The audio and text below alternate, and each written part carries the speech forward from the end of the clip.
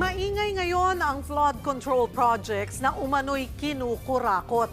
Hihimayin natin yan kasama si News 5 Chief Data Analyst Edson Guido. Edson, pakipaliwanag nga ang mga numero.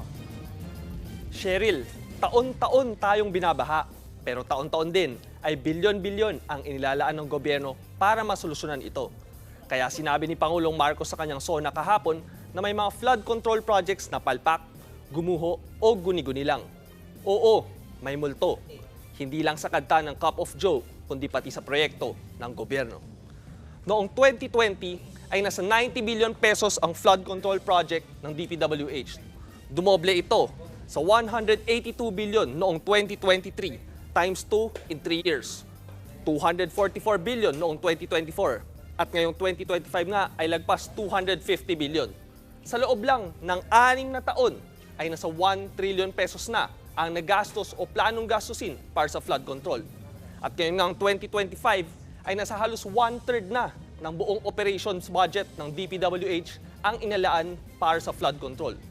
Pero sinabi ni dating Senador Grace Poe na bumaba ang utilization rate. Mula 73% noong 2022 ay bumagsak ito sa 58% noong 2023 kung saan tumaas pa nga ang budget. Ang tanong, saan napupunta ang natitirang budget? Ayon kay Senador Ping Lacson ay nasa 2 trillion pesos na ang nagastos sa flood management nitong nakalipas na 15 taon. Katumbas yan ng halos 350 million pesos kada araw.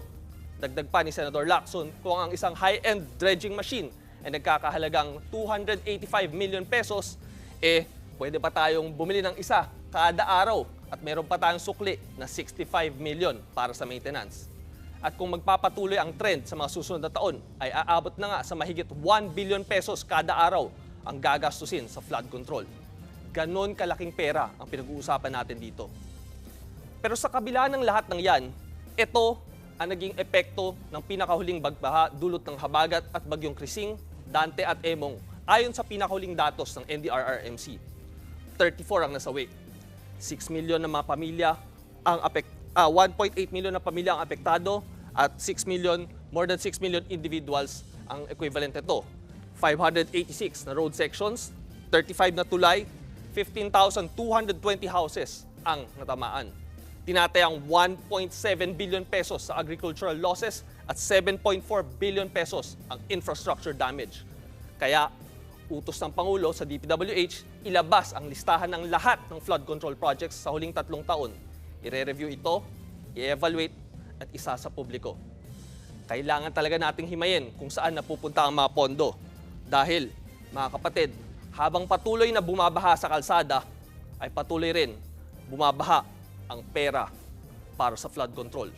Pero nasa na nga ba ang resulta? Muli, ako si Edson Guido, Chief Data Analyst ng TV5. Ang pera ng bayan ay dapat gamitin para protektahan ang mamamayan. Mga kapatid, Cheryl Cosing po. Maging maalam at may pakialam sa mga napapanahong issue at headlines. Mag-follow at mag-subscribe na sa social media pages ng News 5.